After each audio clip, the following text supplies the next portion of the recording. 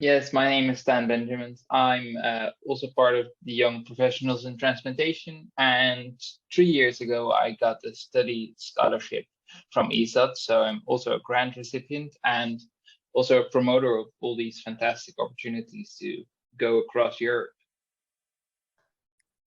So, and we also have a lot of other grant recipients here. And please, I'd like you to introduce yourselves and then also ask you, why did you apply for the grants in the first place, and if it was promoted at your workplace? Maybe Leonie to start.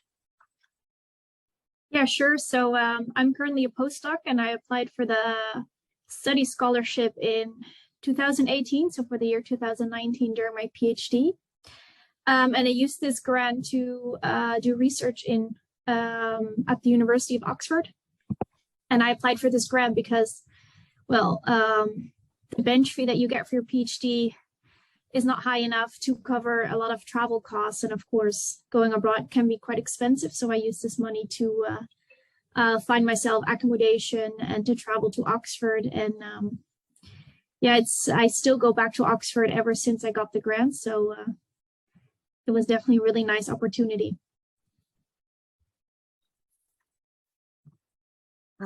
Emilio? Yes, so my name is Emilio Canavai. I'm a surgeon by training from Belgium, and I applied for the transplant fellowship grant last year and used it to travel to Cambridge for to train further in my fellowship as a transplant surgeon. And I heard from it actually from Laurens Keulemans, who also received the same grant, I think 2 years before that, or 3 years before that, to go to Zurich, actually. And that's how he said, oh, you should definitely apply, because as Leonie said, it's very, it's quite expensive to go abroad and to, all the expenses, and that, the grant helped immensely with that. And I can only say, it was a great help, and it wouldn't have been possible without the grant. So thanks a lot for the grant, and I'm happy to promote it as well. Thank you. Tosama, you received the educational grant last year, right? Correct. Thank you very much. I'm Tosama Sietula, all the way from Cape Town, South Africa, and I heard about the grant from a colleague involved in transplantation. So I'm a pediatric surgeon by training. We also do pediatric transplantations and work with adults as well. So when she told me about the application for the grant and to join ESOT and become a member, and I was able to actually come across and travel, I think coming from South Africa, it's far. So it was really able to help me to assist to apply for the Hesperus Fundamentals course and pay for some of the accommodation and travels as well. So it was really actually great to be there and to learn all the different fundamentals of transplantations and have stuff to actually come back and share and implement stuff, and also be able to share in the resources that are actually on the ESOT and collaborate with other members and other people that are actually made there. So definitely it's something good to apply for. It does do great for one's career. Thank you. Huda. Hi, I am Huda from Iraq, Baghdad, a nephrologist, junior faculty. I received a grant for global educational global grants for attending academia course 2022. I heard about this activity through an email from ESOT, in addition to advice from my colleague, who is fortunately with us this night, Ala Ali. It was really a very good opportunity and a fantastic course. I'm so thankful for the ESOT for this opportunity and for allowing me to be in this course and to have this grant. Thank you. Thank you. And another grant recipient who attended academia, Bert? Exactly. I was in the same course as Huda. I went 2022 with the educational grant. I'm working in Geneva as a surgery resident, and I'm currently also doing an MD PhD. And this was a great opportunity to meet people from around Europe who do the same thing. Fantastic for networking as well. And this was actually promoted at my workplace by my boss who encouraged me to apply.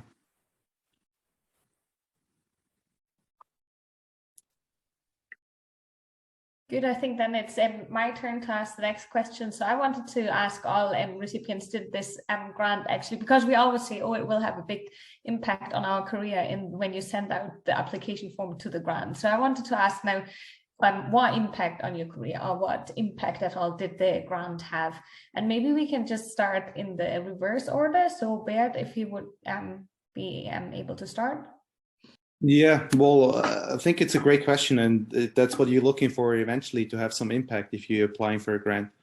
I think the biggest impact was really to meet people who are in the same situation, who do the same thing, and maybe at your home institution, there's probably not tens of people who are doing the same thing. So it's great to see different people from different backgrounds who want to do the same thing, who are passionate about the same things, who are together in the same place.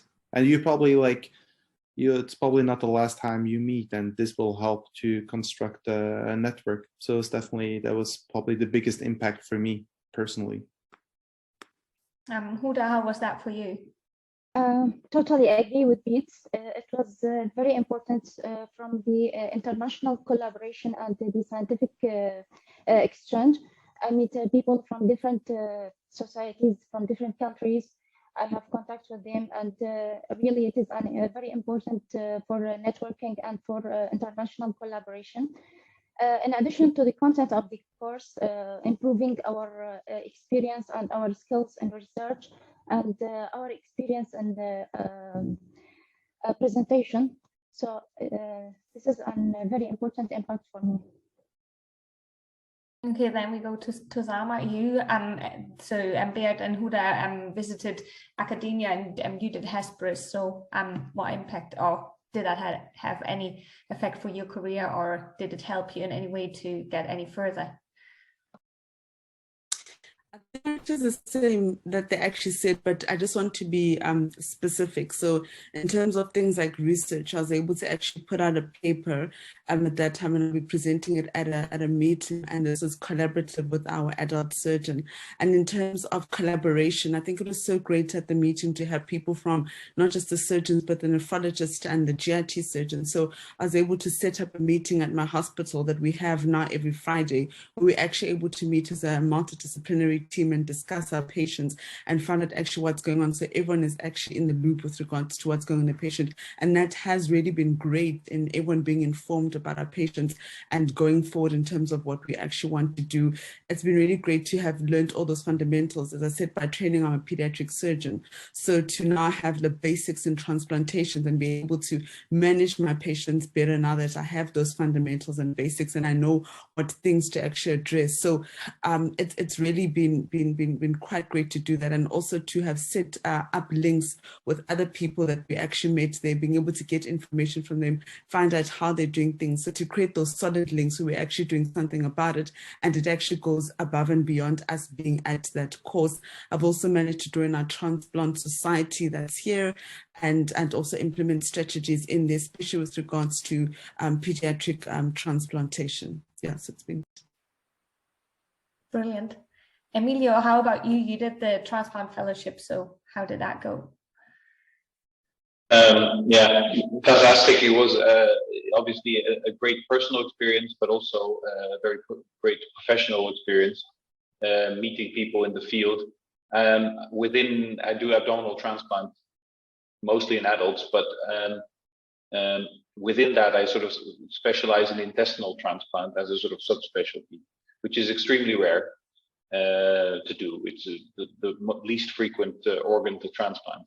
And Cambridge, I went to Cambridge because it's a high volume, relatively speaking, transplant center, certainly the largest in Europe. I think they do about 15 to 20 transplants per year, which is a huge number for intestine. Whereas in Belgium, I would do 1 or 2. So in fact, by staying about 2 years there, I had more experience than the whole team there combined. And in fact, 2 days ago, we did a version of intestinal transplant called the modified multivisceral, which we hadn't done before. And it was only because they sort of relied on my experience from there to do it. So that was very interesting. So those are kind of things that you know, I wouldn't have done any other way. And also it's sort of going to help me secure my you know, staff position. So that's, you know, from a practical point of view, you know, it's really been very helpful. And whenever, and of course I now have this link with Cambridge. So whenever we run into a challenging case, I can just call them and say, what do you think? You know, so it's that personal sort of networking that's you know, very important. That's also a great experience. So you could really take some techniques from there to your own hospital and help establish the program there. Leonie, how was it for you? So it's kind of cliche to say that although I got the grant 3 years ago, it's still impacts my career nowadays, I would say, because I went to Oxford in 2019, and of course the research we did then was really nice and resulted in a really nice publication and a huge part of my PhD thesis. I also obtained a lot of knowledge that now got me the postdoc position I'm doing now. And it also helped me, as Emilio said, networking, meeting a lot of new people. That has also helped me got the position that I'm going to start in a few months. So even though it started out with just a small visit, you know, meeting all these new people and these new collaborations, yeah, just can go on and on. Great. I think that's great. Is next. I think it's my turn to ask questions, and I think most of our guests are here because they want to apply for these grants. So we want to hear how you got these grants. What do the new applicants have to do? What are your tips and tricks? And just to switch the order, Tazoma, do you have any tips and tricks for new applicants? What's important, even for that the old people, is to share the knowledge with other people and share that where can they actually apply for this. I think it's important to share this across our educational community. I think the tips like application, there's enough time to get all the motivations from either your head of your own motivation and to write it out and show that it's actually a good motion to get this grant, as this is actually career changing as well. So I think that you understand the process, you get the application in. And I think if you have any questions with regards to the application process, I think the people are just so available for you to be able to email and ask questions. I found that quite helpful, that if you're not sure about this, especially coming from South Africa, and I had never heard of, and it was only one person that I heard actually that applied, but that there's such open communication that is available to say, I'm not sure about this question, I'm not sure about this process, and they're able, the feedback is actually quite quick, and they're able to assist you through the whole process. So that was really excellent. That's great to hear, and I think everyone can ask all questions to Laura Contesi about the process, and I think for all people here that we are also available just for other questions and tips and tricks during the process. Huda, do you have any tips and tricks and things you learned during your application process? Well, I think it is a very good opportunity for every transplant professional, especially the junior faculty, to get the benefit of these grants and to apply, as the application process is simple and easy, and the requirement is very simple, and everyone can get this chance. So it is a very good opportunity. My advice for all is to apply as fast as possible. Yes, that's good. Indeed, just apply as fast as possible, make a good application, but do not wait to the final moment. Beat, do you have any recommendations on the process? Yeah, it's a difficult question, actually. I think what's probably most helpful, if you can give your application file to a senior in your hospital, maybe your boss, who can read over the letter and who has a lot of experience with grants, to see if there's anything missing or if you actually emphasize the important points. I think that can be really helpful, especially if you maybe don't have a lot of experience in applying for grants, and if you don't necessarily know what's important in emphasizing. Yes, that's indeed good. And just to not make it a repeat of the same question all over, for Leonie, do you have any tips and tricks to get most of your grant, to get most out of your grant when you receive it? So what do you have to do during the period that you are using your grant to get most interesting stuff back home? Wait, so you mean when I already have the grant? Yes. Yeah, I would say, of course, make the most out of your grant. So if you are going abroad, yeah, really try and use all your resources while you're there, or when you do go to a conference or an other international meeting, try to meet new people and try to open up and really, I would say, absorb as much knowledge as possible, so that the grant application was definitely worth it. Yes, good said. Last but not least, Emilio, do you have any recommendations prior to receiving the grant or just during the process of your time abroad that were good for you? So just a tip for the application, I would say you have to sort of try and find a way to sell yourself, obviously without overdoing it. But I think it's important if you. I think I've never evaluated one of these grants, but I would imagine that when you're looking at it, you want to look at, are these goals realistic? Are they I suppose they prefer a mix of clinical and research, for instance, so that they say it's good for networking and establishing communication, but also we're going to get something practical out of it, something like that. At least in the transplant fellowship, that's what I tried to tell the people who were reading my grant application, that I was going to do research and set up collaborations and learn surgical skills and medical skills that I would need in my clinical practice, to sort of try to make it a sort of multi-tiered thing to sort of get their attention. And obviously when you're there, you have to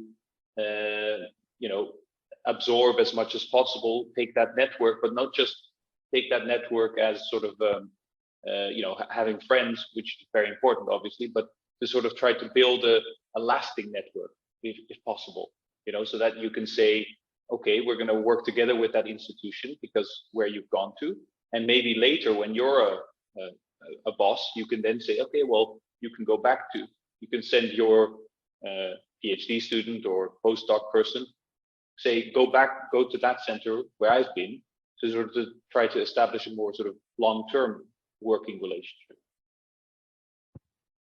Well, thanks everybody for sharing.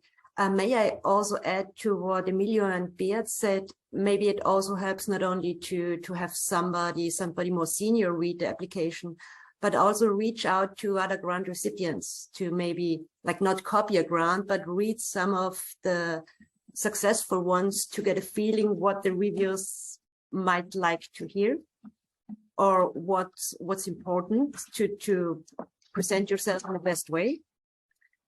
And as we have a lot of potential applicants here, so may I ask you what grant you are especially interested in, and maybe what's the most burning question where you maybe feel not ready, or which parts you would like some input from the already successful applicants?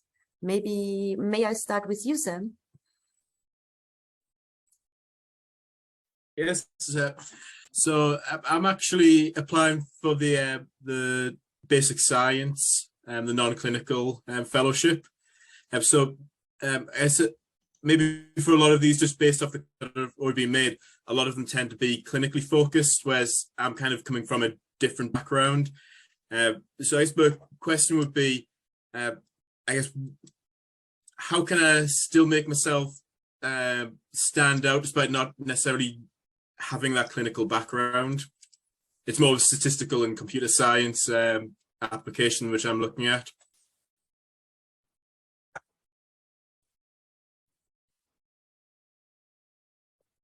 Well, I start with my perspective, having both been a grant recipient and also a reviewer, that I think bioinformatics is one of the most interesting fields now, and everybody should be happy to have you. And also your home institution, because I think with all these sequencing techniques, RNAi, it's really something to go, and to stand out, you just have to have a good project idea, and also like let the reviewers know that you really have something specific in mind that you also then want to bring back to your host institution. What are you thinking about that?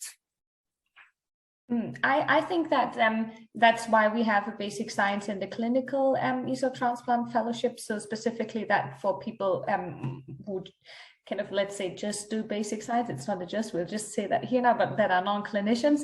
So you have equal chances. I think it just depends on the project. And as Nina said, like sequencing techniques or proteomics or whatever needs a lot of bioinformatician analysis is very chic and fancy at the moment. So if you have a very good project, I think that will stand out for itself, and you don't need to worry about being a clinician or not, because this grant is specifically for people like you who have a basic science project.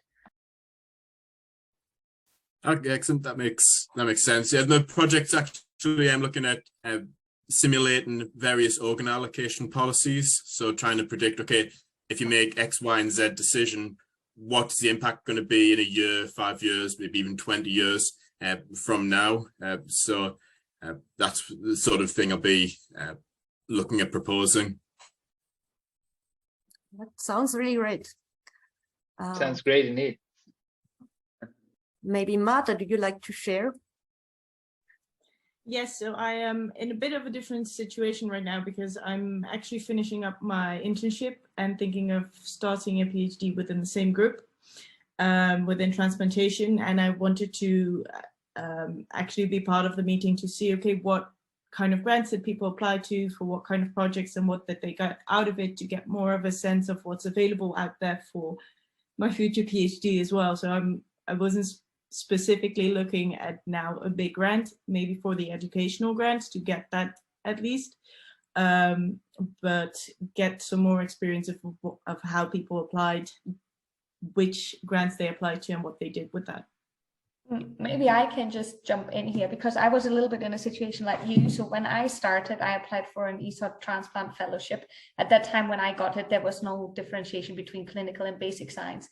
And I used the money of the ESOT transplant fellowship to generate preliminary data so that I could start into my PhD and then apply for a fully funded PhD. So with the ESOT grant money, I got my preliminary data to then secure a bigger grant and do a PhD. But I think you can also as well use it and like the smaller grants and just attend some courses to maybe get ideas or how to do grant writing. It really depends on what grant you want to apply for. So that's the transplant fellowships, which is obviously the biggest amount of funding, and then but there's also the smaller ones who can bring you to courses so that you can get an idea or meet collaborators or whatever you want to do. But I'm just saying, like, this was how I did it, so I was exactly in your situation. Yeah, thank you. Yes, and let's go on. Just go on, Marta. You just want to say something. I just wanted to say thanks for your input. That's indeed, so for next year, it's more, I will have more overlapping time to be able to write grants, do more, get more focused on that. So that's why I wanted to attend now, to get more of an idea of, okay, when did people start? How did they heard from about different grants and what's out there? That's great to hear. And I think, just as Hannah said, there are multiple types of grants, and especially the small ones are a really good stepping stone to get involved in ESOT and to see what the opportunities are, and to just have a first step into the world of grant writing and just in how to prepare grants and how to set up a project or an educational task or a study scholarship abroad. So don't be hesitant just to try, because failing is also not a problem. Just trying is the best thing to do. And maybe you can also ask, I see the hand of Guanza. Sorry for pronouncing your name incorrectly. Okay. Good evening. Thanks for the opportunity to ask you questions and for the entire ESOT activities. So I'm an nephrologist from Georgia, and I'm currently involved in transplantation, kidney transplantation. But the thing is, we just have living transplantation for now.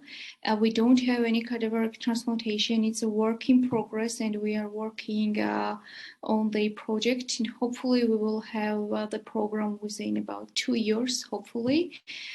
So we are just starting, and although I'm not a nurse and I'm a doctor, and is to the best of my knowledge, the transplant coordinators in most countries are nurses. It's planned that I become the first transplant coordinator when the program starts, and I have some experience. I have had a clinical fellowship in the UK as a nephrologist, not as transplant coordinator, and I had meters and spent some time in the ICU, but were a little time because by the time I didn't know I was supposed to be transplant coordinator at some point. So I have some experience, but I want to have a better experience, of course, and spend some time in a big transplant center coordinators and spend some time in the ICU to see the donor management and everything what a transplant coordinator has to know. So I would like to use this opportunity. So sorry, I was not short. So would you suggest me to apply for Sauda Hassan scholarship maybe? Because I don't think I will need much time, probably 1 marathon, maybe maximum 2 months would be more than enough, because I already have, I'm not starting from ABC, let's say. So what would be your recommendations? Which scholarship to apply, which ESOT can provide? Thank you.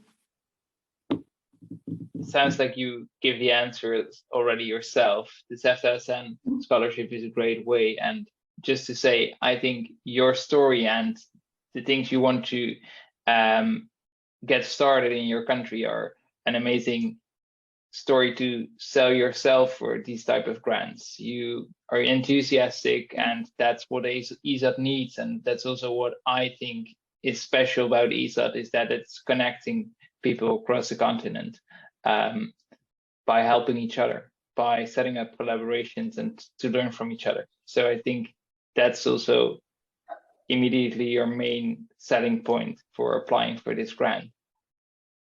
So maybe someone else has another.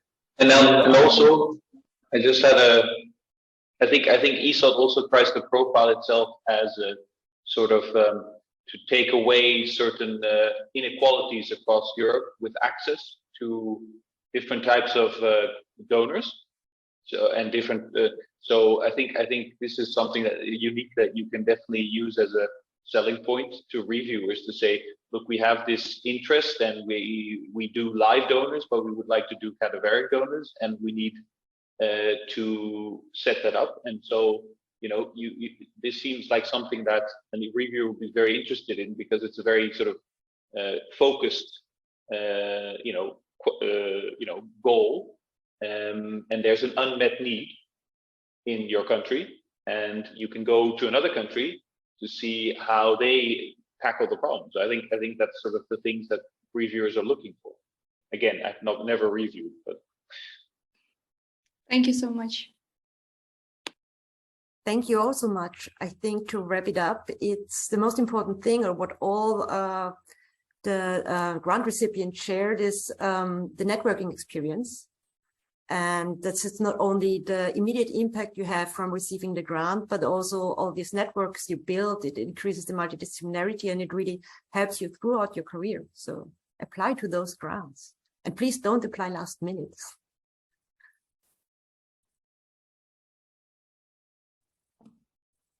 So yeah, Chiara, you want to say some words, or should I just say thank you for attending? No, thank you all. Thanks to the guest, and thanks to the participants, Marta, Sam, Gamsta, Clemens, Romy, Hu, and Ala. And yes, if you have any questions, you know where to find us. Laura who is kind of hiding behind in front of the fire will be happy to help. Absolutely, yes. Thank you again. Thank you, everyone. We hope to see you soon. Thank everyone. Have a great evening. Bye-bye. You too. Bye-bye. Bye. Bye. Thank you. Bye-bye. Bye. Bye-bye.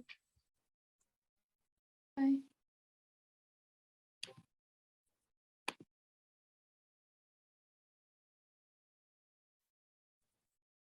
It worked. It was nice. Intimate. Yeah, but I mean, it was at the beginning, I was somehow lost for words. I wanted to say I'm a basic scientist and say